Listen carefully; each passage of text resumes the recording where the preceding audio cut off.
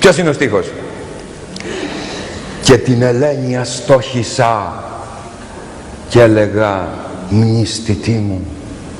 Το μνηστητή μου ο παπάς το λέει για νεκρούς, τη φρικτή ώρα του θανάτου που πεθαίνουν. Και την Ελένη αστόχησα και έλεγα μνηστητή μου. Για μια στιγμή την έχασα, δηλαδή την Ελένη, και χάνομαι. Αυτός ο στίχος είναι από τον Κριτικό, το απόσπασμα, το περίφημο εκείνο ποίημα, το απόσπασμα ο Κριτικός, και θα σας πω, είναι αξιόλογο ότι αυτό το μνηστητή μου, θα σας δώσω τη γραφή για να δείτε. Στο Σολομό μου το έχω βάλει, στο βιβλίο που είχα γράψει παλαιότερα στα νιάτα μου για το Σολομό, το έχω βάλει με το πίδα όταν συμπεριλαμβάνω το Κριτικό, γιατί πιστεύω ότι είναι το καλύτερο κομμάτι του. Το γράφει ως εξής: μνηστητή μου.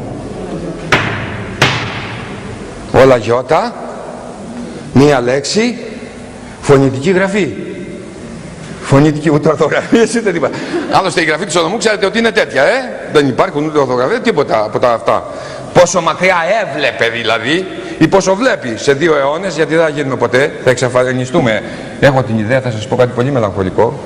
Εάν δεν εισαγάγουμε το λατινικό αλφάβητο κι εμείς, όπως το έκανε ο Ατατούρκ με τους Τούρκους, θα εξαφανιστούμε μέσα στην Ευρώπη.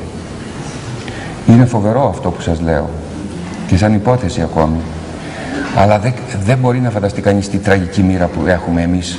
Ο μόνος λαός μέσα στα 180 έθνη του ΟΗΕ, που έχουμε μια γλωσσική παράδοση τόσο ισχυρή, με τέτοιο πλούτο και με τέτοια δύναμη, και που ζουν στις 150 λέξεις όπως τις έλεγε ο λαός μας στην εποχή του Ομήρου μέχρι σήμερα, και είμαστε τόσο απομονωμένοι από την Ευρώπη με το αλφάβητο αυτό, γιατί τα γράμματά μας τα βλέπουν όπως βλέπουμε εμείς. Σταματήσατε ποτέ σε κινέζικα?